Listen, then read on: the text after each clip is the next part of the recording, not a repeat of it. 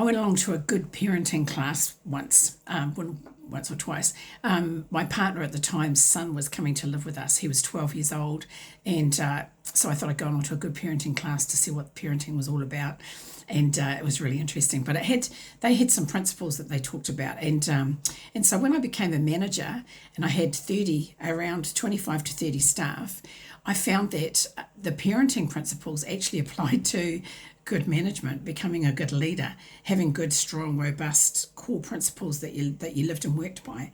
And so what I've done is develop this model that reflects those areas that we really need to make sure that we incorporate in our practice as a leader.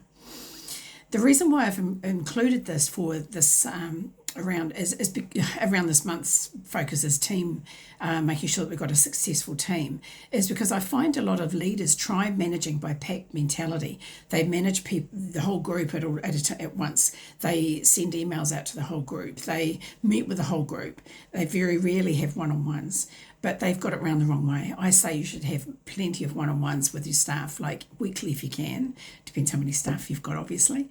I think mine were fortnightly with my team. But the more often the better, because what you're trying to do is you want to divide and conquer, not in a negative way, but in a really positive way, where you want to build one-on-one accountable relationships between you and your team members individually, so that they are accountable to you. So if they don't perform, it's between them and you. So if they do perform, it's between them and you. And some of them will want public recognition for performance and some of them won't. So getting to know them and tailoring your leadership to each person is what I teach when I do leadership coaching and development. So I've developed this model that shows you exactly what your team needs in order for you to create a successful environment for them. So the first thing is that each person in that team needs to know that right at the core that you love them, that you care about them, that you want them to do well, that you want their best interests at hand, that you want them to succeed. The second part is that they want you to make sure that they have clear boundaries and expectations. They need to know that. That makes people feel safe, as if they know where the fence posts are. Where's the fence line around me? I need to know where that is. I don't want to touch the electric fence. Instead, I step over it. Even worse. Unless it's exceeding the expectations. That's okay to step over the fence. So there are boundaries and expectations. And then thirdly is to know that there are consequences to achieving and not achieving. Notice I include a positive there. A lot of people think that expectations mean that it's got to have negative consequences. No, in here it's expectations, positive and negative. They need to know what they are. Consequences, positive and negative. They need to know what they are. So making those really clear, and I get my team to do that. They tell me what the expectation is. They tell me what they think I expect from them. So there's a way that I get to managers to do that. And then the last one is, of course, follow through. How many times do you see parents with the child going, Johnny, I've told you 3 times to get off that seat. Johnny, sit down, stop standing. Johnny, I've told you, this is 5 times now I've told you, and it keeps going on. So that's where follow through is missing. So I think the best thing that you can learn is how to follow through really quickly. Nip it in the bud is one of my favourite sayings when it comes to leadership. Nip it in the bud. If something's going awry, if somebody's underperforming, nip it in the bud. So that it sends a message to the rest of the team that performance is the only expectation. Well, I expect you to perform. I perform, I expect you to perform. So we're all in here together into performing so that we create a fantastic team. So those are the 4 principles that I teach and I live and breathe by in leadership. So the first one, to love. How do we show that? We have regular one-on-ones. We say hi to everybody. We smile when we greet people. We show them that we're happy that we're there with them and that we're working with them.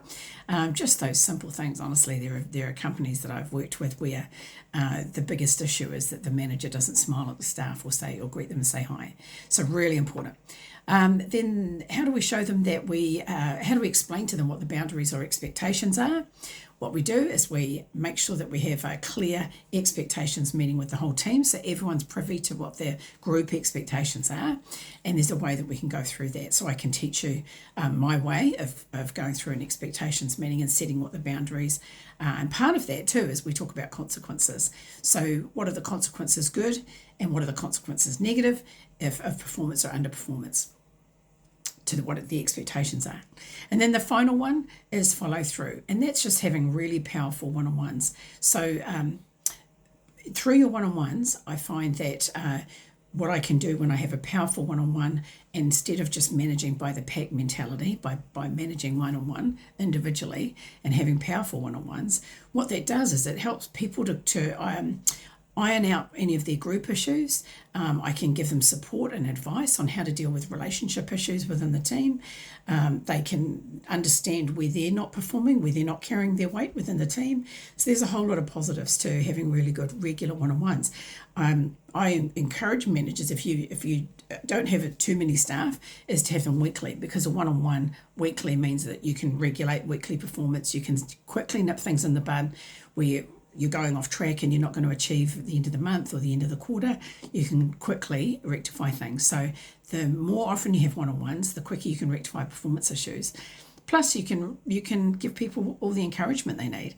Some people, like I said, want public encouragements and rewards and recognition, and some definitely don't. So the more times you do one-on-ones, the more you get to know your staff, the better that you can understand what they need from you in order to perform, how they need to be managed in order to perform. So all of that, can't talk about it more. I could go on forever, but I am limited. I don't want to go on for too long on my videos.